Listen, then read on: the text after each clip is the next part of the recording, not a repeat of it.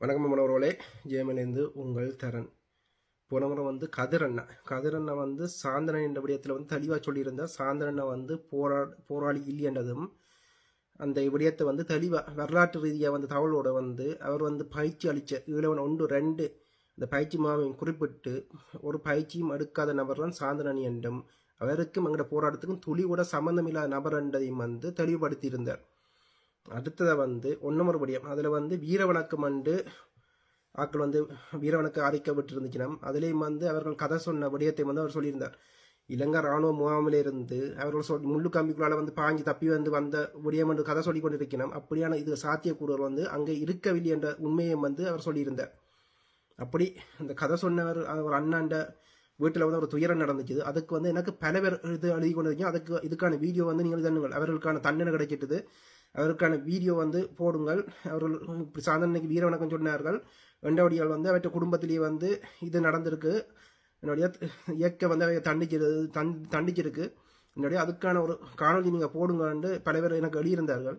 நான் அவர்களுக்கும் இதுக்கும் பொதுவாக சொல்கிறபடியே நாங்கள் ஒரு இறப்பில் அவர்கள் தவறு செய்திருக்கிறார்கள். அவர்கள் பொய்கள் என்ற அடையாள இதை நாங்கள் காணொலியில் விட்டுட்டோம். ஆனால் ஒரு இறப்பில் நாங்கள் அவர்களை இதன்றது அது தவறாக இருக்கும். அவர்கள் அவர்களே இப்போ மரண வழியில் இருக்கணும். அதில் நாங்கள் அதை குத்தி காட்டுறது இதன்றது எல்லாம் சரிப்பட்டு வராது. அதை நாங்கள் கடந்து போகிறதான் அந்த விடயத்தில் சரியாக இருக்கும். அவர்களுக்கே அவர் செய்த தவறு உணர்ந்திருக்கும். என்னுடைய அவர்கள் வேதனையில் இருக்கிற நேரத்தில் நாங்கள் அவர்களை குத்தி காட்டுறது தவறாக இருக்கிறனுடைய அதை கடந்து போவோம். நீங்களும் அதை கடந்து போங்கள். அடுத்து நாங்கள் கதைக்க வேண்டிய விடயம் கார்த்திக் மனோரன்ற இது அவர் இப்போ பேட்டி கொடுத்துருக்கிறார். நாங்கள் போன முறை அவருக்கு மீது வைக்க குற்றச்சாட்டுக்கு அவர் பதில் அளிச்சிருக்கிறார். அது எங்களுக்கு திருப்தியான பதிலாக இல்லை. அந்த பதிலும் மிகவும் தவறான பதில். நாங்கள் 17ஆம் தேதி தான் எங்களோட இறுதி நாள் என்று சொல்லியிருந்தோம். எங்கள் தேசத்தலைவர் அவதியான இறுதி நாள் 17ஆம் தேதி. அதோட அவற்றை குடும்பம் அவதியான தினமும் 17ஆம் தேதி. அவற்றை குடும்பம் அவதியான தினம் 17ஆம் தேதி. மாற அவர் 18ஆம் தேதி திருப்பம் செய்ய போகிற இதில் நிற்கிறார். பேந்து இதன்றாக்கள் 17ஆம் தேதி செய்யலாம் என்றும். ஆனால் தான் 18ஆம் தேதி தான் திருப்பி இப்போ சொல்லியிருக்க 18ஆம் தேதி தான் தான் செய்ய போகிறேன் இதை அவர் மாற்றையில். ஆனால் ஒத்துக்கொள்கிறார். 17ஆம் தேதி தான் தேசர் வீரச்சாவன்றதை ஒத்துக்கொள்கிறார். ஆனால் 18ஆம் தேதி தான் தான் செய்ய போகிறேன் இதை இதன்ற விரும்பினாக்கள் 17 இல்லை 18 செய்யலாம் என்ற இதில் உருட்டுறார்.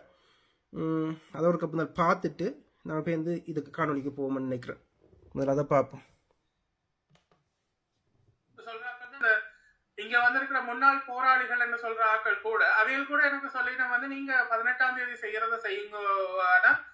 என்ன சொல்றது, அதுக்கு பிறகு நாங்க இதை ஒரு பெரிய விஷயமா எடுத்து செய்வோம் ஒவ்வொரு வருஷமும் அப்படின்னு சொல்லி இருக்கணும். அவை என்னட்ட வச்ச ஒரே ஒரு வேண்டுகோள் என்னன்னு சொன்னா, நீங்க 18 செய்யாம 17 செய்தா என்ன அப்படின்ற ஒரு கோரிக்கையை மட்டும்தான் அவ முன் வச்சது. காரணம் என்னன்னு அவ சொன்ன காரணம் சித்தப்பா அந்த நாள் தான் நடந்ததுன்ற போல எனக்கு சொல்லிச்சுனா. ஆனா நான் சொன்ன நான் சித்தப்பாக்கு நான் 17 செய்திருக்கலாம். ஆனா இது எங்க ஐயா செய்ய போறது முழு குடும்பத்துக்கும். அப்ப எங்க தம்பி பாலா இருக்கிறாரு, அவர் 18ஆம் தேதி தான். அப்ப அந்த நாளை நாங்க செய்யறதுதான் சரியா இருக்கு. அவரை விட்டுட்டு 17 நாங்க செய்யறது அழகு இல்லை. அப்ப நாங்க செய்யற பொழுது முழு குடும்பத்துக்கும் செய்யறதால நாங்க 18 செய்து கொள்றோம் இந்த முறை. பிறகு பிற்காலத்துல அவையல் எடுக்கிற முன்னெடுப்பின்படி அவைகளுக்கு எந்த தேதி அவைகளுக்கு சரியா வருதோ அதை செய்யட்டும் அப்படின்னு சொல்லித்தான் சொன்னா அதை அவ புரிஞ்சு கொண்டவை. அவையில் ஆதரவு தான் வந்தது. எப்படி அவர்கள் ஆதரவு தருவார்கள். உண்மையான போராளிகள் என்றால் அவர்கள் எப்படி அதுக்கு ஆதரவு கொடுப்பார்கள். 17ஆம் தேதி தான் எங்களோட போராட்டத்துக்கான இறுதி நாள் என்று உண்மையான போராளிகளுக்கு தெரியும். களத்தில் நின்ற போராளிகளுக்கு 17ஆம் தேதி என்ன தினம் என்று தெரியும். கதிரண்ணா ஆகாய கடல்வெளி சமரை பற்றி அவர் கதைச்சிருந்தார். ஏன் அதை கதைச்சிருந்தார், அந்த சமரில் அவர் பங்கு பெற்றினார். அந்த வீடியோக்கள் எல்லாம் இந்த குரூப் தான் கடத்தி கொண்டிருக்கும். அந்த வீடியோவில் அவர் இருக்கிறார். அப்படி அந்த காலத்திலேயே ஈழவன் 1-2 அதில் பயிற்சியது. கடைசியாக அவர் படமும் போட்டிருந்தார். 2007ஆம் ஆண்டு ஒரு வெற்றிகரமான ஒரு இதை விடுதலை புலி இதை செய்து போட்டு அதில் அவருக்கு தேசியவரால் பதக்கம், தேசியவர் 2007ஆம் ஆண்டு பதக்கம், 2007-8 அந்த பகுதியில் பதக்கம் இதன்ற இதை அவர் வெளிப்படுத்தி படத்தில் வெளிப்படுத்தி இருந்தார். அந்த அப்படிப்பட்ட கதிரண்ணா தான் இதுல தன்னை போராளி என்று மட்டும்தான் அடையாளப்படுத்தி 2009 பிறகு அவரை தன்னை ஒரு போராளியாக மட்டும்தான் அடையாளப்படுத்தி என்றார்.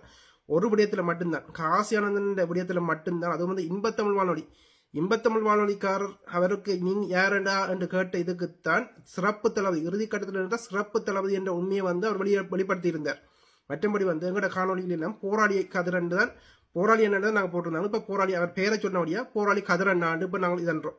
அவருடைய பெயரையும் வந்து நீங்கள் கேட்டிருந்தீங்க, அதையும் வந்து நாங்கள் இப்போ செய்துட்டோம். அவருடைய பேரை என்னன்னு நீங்கள் கேட்டபடியா அந்த இதையும் வந்து வெளியிட்டு இருக்கிறோம். ஏன்னா அது உண்மைத்தன்மையை இதன்றதுக்காண்டி தேவைப்பட்டபடியா நாங்கள் வந்து அவற்றை பேரையும் வந்து வெளியிட்டு இருந்தோம்.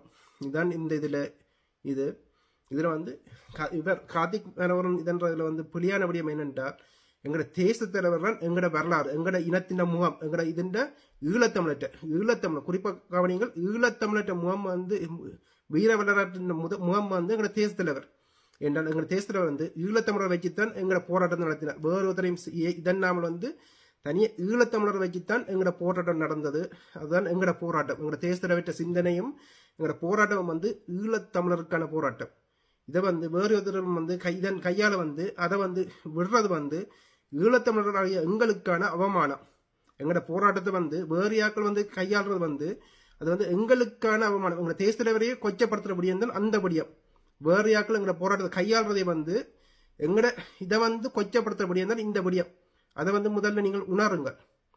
அடுத்து வந்து தேச தலைவர் எங்களோட முகமாக இருக்கும் போது வந்து எப்படி நீங்கள் திவசத்தை வந்து தேச தலைவர் வந்து இதில் வெளிப்படையாக சொல்கிறார், தாங்கள் திவசம் தான் செய்ய போகிறோம், தாங்கள் வந்து வீரவணங்க பெருசாவனும் செய்யல, அவருக்கான இதை வந்து முற்றுப்புள்ளி வைக்கிறதுக்காண்டி திவசம் மாதிரி வந்து தாங்க குடும்ப உறுப்பினர்களாக வந்து திவசமாக வந்து செய்கிறோம்ன்ற இதைத்தான் அவர் பதிவு செய்கிற தவப்பன். அவருடைய தவப்பன் இவரும் இல்லை, அவருடைய தவப்பன் வந்து திவசமாக வந்து முடிக்கிற இதைத்தான் சிந்தனை வந்து திவசமாக வந்து முடிக்கிற வேலையத்தான் நாங்கள் செய்ய போகிறோம் என்றும் இதென்றால் அதுக்கு பிறகு வந்து தாங்கள் அரசியலில் வந்து மூக்கு நுழைக்க மாட்டோம், அதோட வந்து நாங்கள் ஒதுங்கிடுவோம் என்ற இதையும் வந்து இதில் சொல்லியிருக்கிறேன்.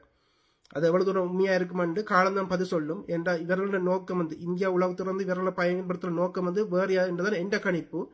ஆனால் இதில் இப்படி சொல்லிடுறபடியா ஓகே அதை ஒரு நம்புவோம், நம்புறதுல வந்து பிரச்சனை இல்லை தானே. இதுதான் இந்த இதில் வந்து எந்த கருத்து. போராளிகள் என்றது 17ஆம் தேதி உண்மையான போராளிகளுக்கு தெரியும். 17ஆம் தேதி எங்களோட இறுதி நாள். 17ஆம் தேதி பிறகு வந்து எல்லாம் முட்டு பெற்றது. தம்பி பாலச்சந்திரன் வந்து 18ஆம் தேதி இறந்ததுக்கு வந்து எந்த சான்றிதழும் இல்லை. ரமேசனில் வந்து சித்திரவதை செய்யப்பட்டுத்தான் அது வந்து ஒட்டுக்குழு எல்லாம் வந்து விசாரித்து சித்திரவதை செய்துதான் அவர் வந்து 18ஆம் தேதி அவர் இறக்கையில் அவர் பேர்ந்து தான் அவர்கிட்ட வீரச்சாவு நடந்தது. அதே மாதிரி தான் தம்பி பாலச்சந்திரன் வந்து அதே நிலை ரமேசனுக்கு நிகழ்ந்த நிலை தான் தம்பிக்கு நடந்திருக்கும். அப்படி இருக்கும் போது எந்த ஆதாரத்தில் வச்சுக்கொண்டு இவர் 18ஆம் தேதி தம்பி பாலச்சந்திரன் வீரச்சாவுன்றதை வந்து சொல்றார். அதுக்கு எனக்கு பதில் எங்களோட தேசத்தில் வந்து 17ஆம் தேதி வீரச்சாவுனது வந்து களத்தில் என்ற போராளிகள் வந்து உறுதிப்படுத்தினோம். கதிரண்ணை வந்து எங்கட தளத்தில் வந்து நாங்கள் விதையா விதைச்சோம்.